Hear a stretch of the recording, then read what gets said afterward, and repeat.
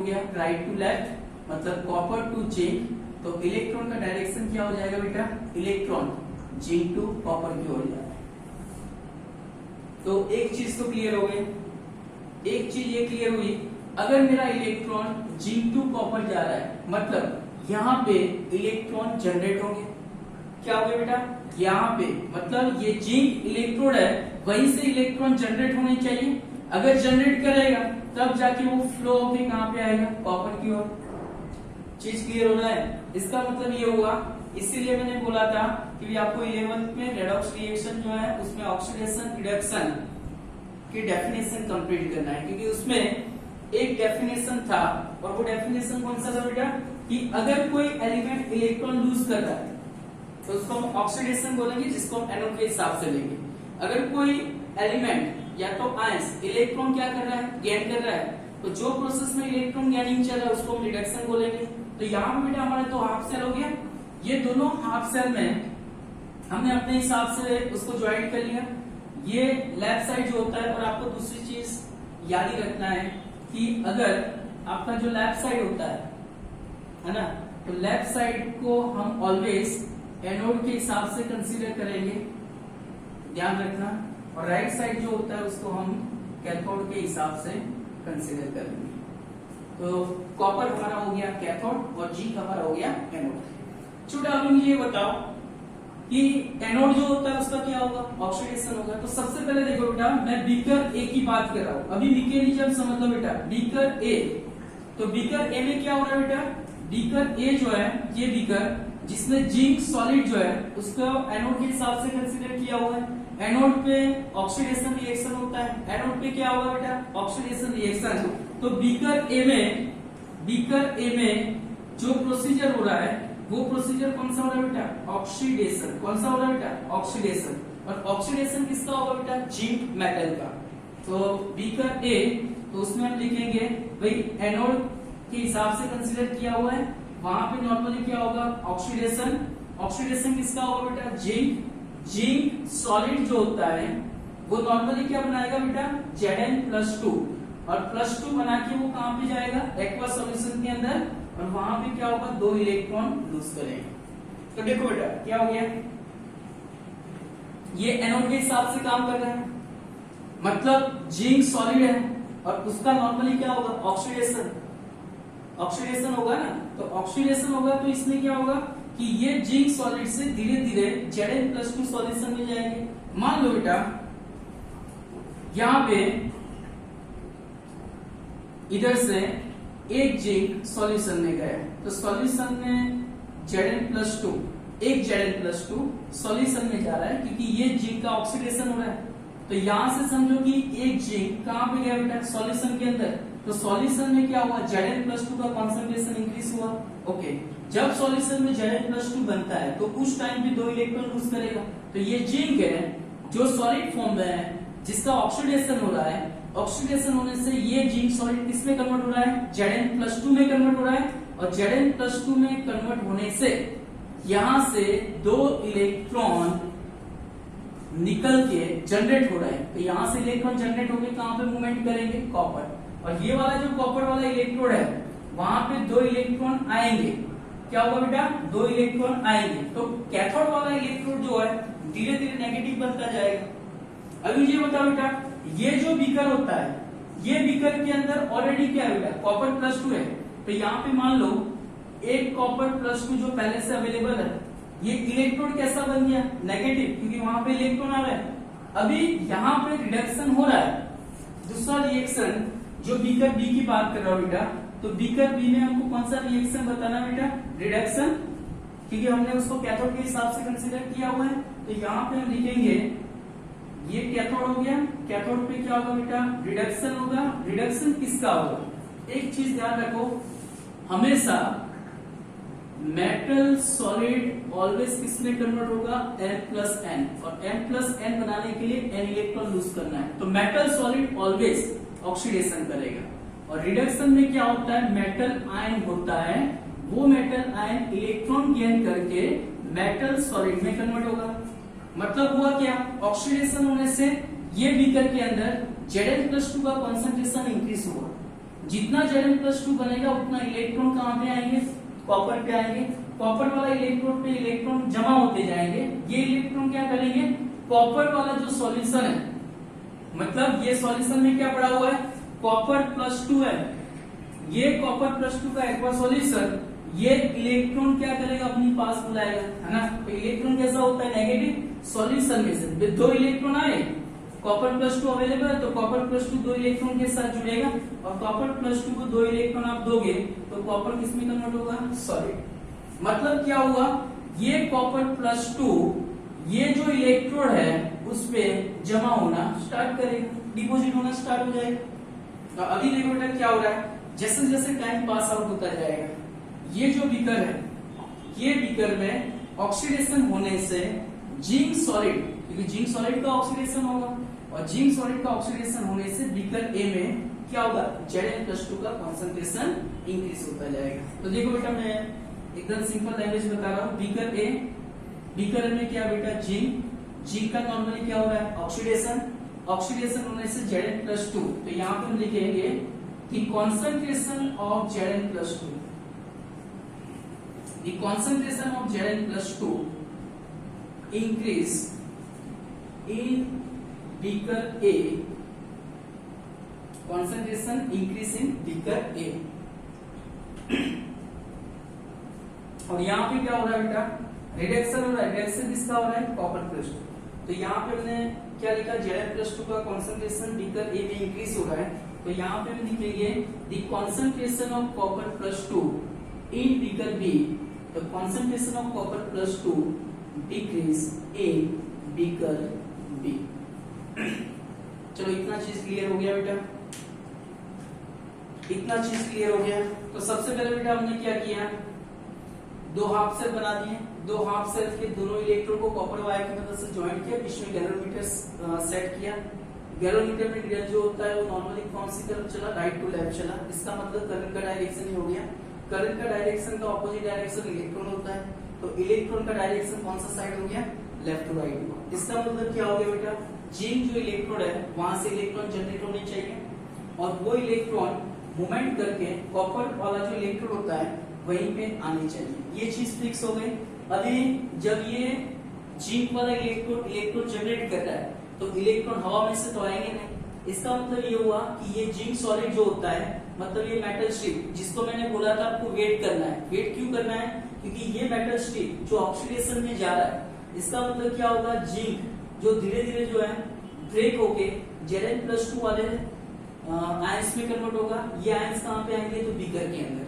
तो धीरे धीरे क्या होगा बेटा, ये बीकर में टाइम के हिसाब से Zn+2 का कॉन्सेंट्रेशन बीकर में इंक्रीज होता जाएगा, और जितना Zn+2 बनेगा उतना इलेक्ट्रॉन कहाँ पे आएंगे, ये कॉपर वाले इलेक्ट्रोड पे आएंगे। ये कॉपर वाला इलेक्ट्रोड पे आएंगे तो यहाँ पे इलेक्ट्रॉन आने से वो इलेक्ट्रॉन क्या करेंगे, ये बीकर बी में जो Copper+2 पहले से आपने फिल किया हुआ है, वो Copper+2 ये वाले इलेक्ट्रोड पे जमा होना स्टार्ट करेंगे। इसका मतलब ये होगा बेटा कि बीकर बी में रिडक्शन हो रहा है। रिडक्शन किसका होगा, मेटल आयन का। मेटल आयन सॉल्यूशन में पड़ा हुआ है, कौन सा है, Copper+2। इलेक्ट्रॉन कहां से है, बीकर ए में से। तो ये दोनों इलेक्ट्रॉन Copper+2 आयन को अपनी तरफ खींच के उसको किस पे कन्वर्ट कर देंगे, कॉपर सॉलिड। मतलब टाइम के हिसाब से ये जो इलेक्ट्रोड है उसके ऊपर कॉपर जो है ज्यादा से ज्यादा जमा होता जाएगा। तो यहाँ से जितना Zn+2 बीकर के अंदर जाएगा वैसे वैसे यहाँ पे धीरे धीरे ये वाला जो इलेक्ट्रोड है कॉपर वाला, उसमें सॉल्यूशन में से कॉपर धीरे धीरे क्या होगा बेटा, इस पे जमा होता जाएगा। तो एक चीज फिक्स हो गई, टाइम के हिसाब से ये धीरे धीरे कोरोड होता जाएगा, है ना, और ये वाली चीज पे क्या होगा, कॉपर जमा होता जाएगा। क्लियर हो गया। इतनी चीज माइंड में पहले रखनी पड़ेगी, याद करना पड़ेगा। चलो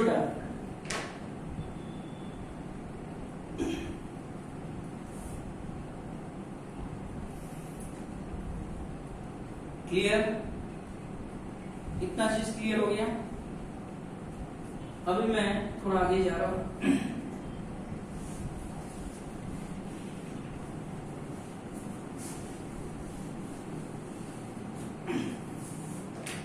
समाधान का ये बीकर ये हो गया, मैंने जो चीजें सिखाई उसको वापस एक बार रिवाइज कर लेते हैं कि भाई बीकर ए जो होता है, बीकर ए में जिंक का ऑक्सीडेशन हो रहा है ना।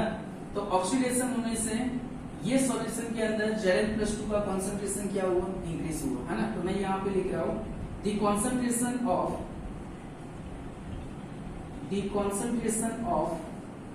Zn+2 increase.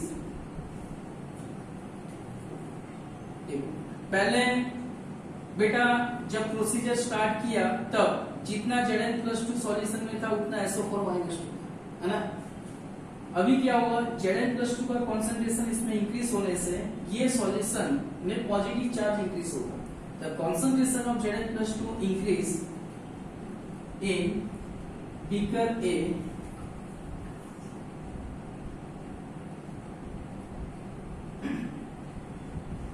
then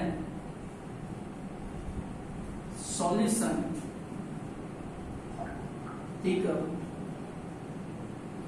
positive charge. The concentration of Zn+2 increase in beaker A, then solution become positive charge. या तो आप ऐसे लिख सकते हो कि भाई the concentration of Zn+2 increase in beaker A, the solution become positive. तो सॉल्यूशन कैसा बन गया, पॉजिटिव बन गया। और साथ साथ में बीकर बी में क्या हो रहा है कि इलेक्ट्रॉन आ रहा है, इलेक्ट्रॉन आने से सॉल्यूशन में जो Copper+2 है ये इलेक्ट्रोड पे जमा हो रहा है। तो इसका मतलब क्या हुआ, बीकर बी के अंदर the concentration of Copper+2 decrease. Concentration Copper+2 का क्या हो रहा है, डिक्रीज हो रहा है। तो Copper+2 का कंसंट्रेशन सॉल्यूशन में जो था उसमें से कम हो रहा है, डिपोजिट हो रहा है। तो इसका मतलब क्या हो गया कि सॉल्यूशन बिकम नेगेटिव। कैसा बन गया, नेगेटिव बन गया। और ये सॉल्यूशन कैसा बन गया, पॉजिटिव बन गया।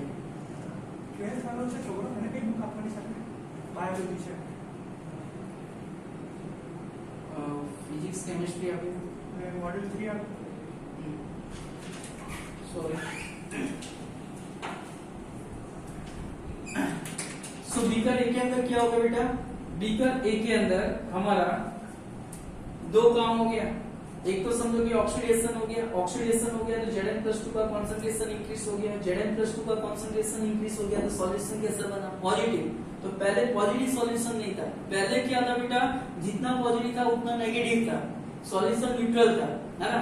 और सेम वे जितना पॉजिटिव चार्ज यहाँ पे बन रहा है उतना इलेक्ट्रॉन यहाँ पे आ रहा है, उतना Copper+2 जो होता है ये इलेक्ट्रोड पे जमा हो रहा है। तो उसके साथ साथ में ये सॉल्यूशन पॉजिटिव बन रहा है। जितना पॉजिटिव चार्ज यहाँ पे बढ़ा उतना कॉन्सेंट्रेशन ऑफ Copper+2 यहाँ पे डिक्रीज हो रहा है ये बीकर के अंदर, क्योंकि वो जमा हो रहा है। और जितना तो सॉल्यूशन कैसा बनेगा, नेगेटिव, क्योंकि एक Copper+2 गया मतलब नेगेटिव चार्ज ऑटोमेटिक क्या होगा, इंक्रीज होगा। तो पहले ये वाले बीकर के अंदर भी सॉल्यूशन कैसा था बेटा, न्यूट्रल था। तो एक चीज समझना बेटा, इलेक्ट्रोकेमिकल सेल के अंदर जो हाफ सेल होता है, दोनों हाफ सेल में दोनों इलेक्ट्रोड को आप ज्वाइंट करोगे तब प्रोसीजर स्टार्ट होगा। और उस टाइम पे दोनों बीकर के अंदर सॉल्यूशन न्यूट्रल होता है, तब जाके आपका इलेक्ट्रिसिटी जनरेट होगा।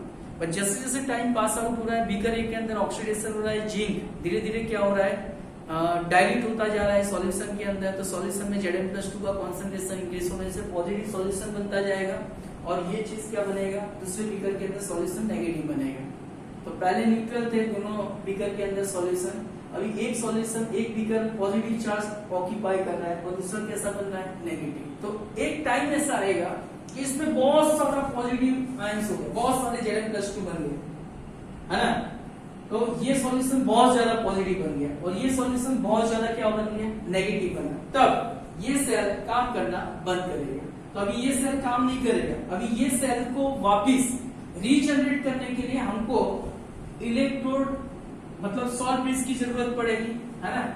तो ये सॉल्ट ब्रिज क्या है, तो उसके बारे में थोड़ा देख लेते हो बेटा। तो यहाँ पे देखो बेटा, सॉल्ट ब्रिज में क्या करना पड़ता है बेटा कि आपको एक यू शेप का ग्लास का ट्यूब लेना है। क्या लेना है बेटा, यू शेप का ग्लास का ट्यूब लोगे। तो आपके पास सॉल्ट ब्रिज की जरूरत कहाँ पे पड़ रही है, उसको हमको कहाँ पे प्रूव करना है मैं बाद में बताता हूँ। पहले मान लो ये हाफ सेल पूरा पॉजिटिव हो गया, ये हाफ सेल पूरा नेगेटिव हो गया। हमको पता कैसे चलेगा कि सर इसमें इलेक्ट्रिसिटी जनरेट नहीं हो रही है। तो जैसे जैसे टाइम पास आउट होता जाएगा ये गैल्वेनोमीटर का डिफ्लेक्शन धीरे धीरे धीरे धीरे धीरे करके कहाँ पे आ जाएगा, जीरो पे आ जाएगा। अभी जीरो पे आ रहा है मतलब उसका डिफ्लेक्शन नहीं हो रहा है। इसका मतलब क्या हो गया कि पहले जो करंट प्रोड्यूस हो रहा है अभी करंट प्रोड्यूस नहीं हो रहा है। इसका मतलब अभी ये वर्किंग में नहीं है। उसको वापस वर्किंग में लाने के लिए हमको सॉल्ट ब्रिज की जरूरत पड़ेगी। और ये सॉल्ट ब्रिज नॉर्मली कैसा होता है, एक यू शेप का ग्लास ट्यूब है बेटा, इसके अंदर हमको एक जेली लाइक मटेरियल इसमें पुट करना पड़ता है। तो पहले हम एक जेली लाइक मटेरियल इसमें पुट करेंगे, फिर इसमें जैसे अगर करके एक जेली टाइप का सॉल्यूशन होता है वो पहले इसमें पुट कर लो।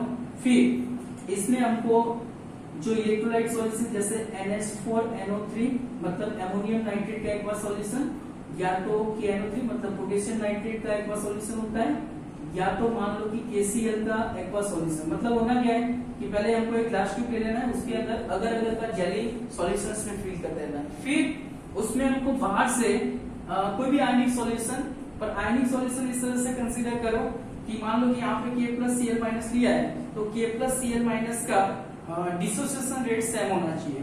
जैसे यहाँ पे K+NO3-1 है तो K+NO3-1 का डिसोसिएशन है, मतलब दोनों का जो मूवेबल रेट होता है वो कैसा होना चाहिए, सेम होना चाहिए। तो जनरली सॉल्ट ब्रिज के लिए हम अमोनियम नाइट्रेट, पोटेशियम नाइट्रेट या तो KCl का यूज करेंगे। फिर ये दोनों एंड जो है उसको हम कॉटन वूल की मदद से बंद कर देंगे। देखो बेटा ये हमारा एक सॉल्ट ब्रिज हो गया। ये सॉल्ट ब्रिज को हमको, क्योंकि अभी ये सेल तो काम नहीं कर रहा है क्योंकि पहले न्यूट्रल था, अभी एक हाफ सेल में पूरा पॉजिटिव हो गया, एक हाफ सेल में पूरा नेगेटिव हो गया, है ना। तो अभी ये सेल काम करना बंद किया। अभी ये सेल काम इलेक्ट्रिसिटी को वापस जनरेट करने के लिए हमको सॉल्ट ब्रिज की जरूरत है। और सॉल्ट ब्रिज का यूज क्या होगा, तो पहले दोनों हाफ सेल को कनेक्टेड करेगा, जो सॉल्यूशन पॉजिटिव बना हुआ है उसको वो नेगेटिव आयन देगा, और जो नेगेटिव बना है उसको पॉजिटिव देगा। तो वापस सॉल्यूशन कैसा बन जाएगा, न्यूट्रल बन जाएगा। तो आयन का ट्रांसफॉर्मेशन करेगा ऑपोजिट चार्ज के हिसाब से, और वापस ये दोनों हाफ सेल को न्यूट्रल करेगा। और जैसे ही हाफ सेल न्यूट्रल होगा तुरंत ही उसमें करंट का फ्लो स्टार्ट हो जाएगा। देखो बेटा अब मैं इसको यहाँ पे उठा के ला रहा हूं। एक एंड जो है बेटा बीकर ए में सेट किया और दूसरा एंड कहां पे सेट किया, बीकर बी में सेट कर लिया। देखो एक एंड को मैंने कहां पे सेट किया बेटा, बीकर ए के अंदर, और एक एंड को कहां पे सेट किया, बीकर बी के अंदर। तो ये दोनों एंड को हाफ सेल, तो अभी ये इनसाइड, ये आउटसाइड था, अभी ये इनसाइड, मतलब दोनों बीकर अभी कंप्लीटली क्या हो गए, ज्वाइंट हो गए।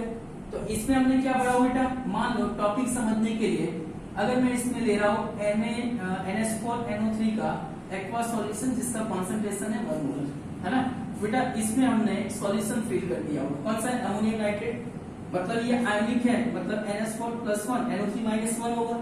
अभी NH4+1 NO3-1, तो हुआ क्या बेटा कि जब ये सॉल्यूशन न्यूट्रल था, ये भी न्यूट्रल था, तब हमारा डिफ्लेक्शन हो रहा था गैल्वेनोमीटर का। और हुआ क्या, टाइम के हिसाब से पॉजिटिव बना, अभी ये पॉजिटिव बन रहा है, ये नेगेटिव बन रहा है ना। और एक लिमिटेशन के हिसाब से ज्यादा पॉजिटिव और नेगेटिव का सेल काम करना बंद किया, तो हमने सॉल्ट ब्रिज को जोड़ दिया। अभी ये सॉल्ट ब्रिज में क्या होगा, ये मान लो कि पॉजिटिव तो उसको न्यूट्रल करने के लिए नेगेटिव की जरूरत है। तो यहां से समझो कि NO3-1, जितना NO3-1 बीकर ए में जाएगा क्योंकि वो नेगेटिव है, सॉल्यूशन कैसा बना, पॉजिटिव, तो पॉजिटिव को हम नेगेटिव देंगे तो वापिस सॉल्यूशन कैसा बन जाएगा, न्यूट्रल।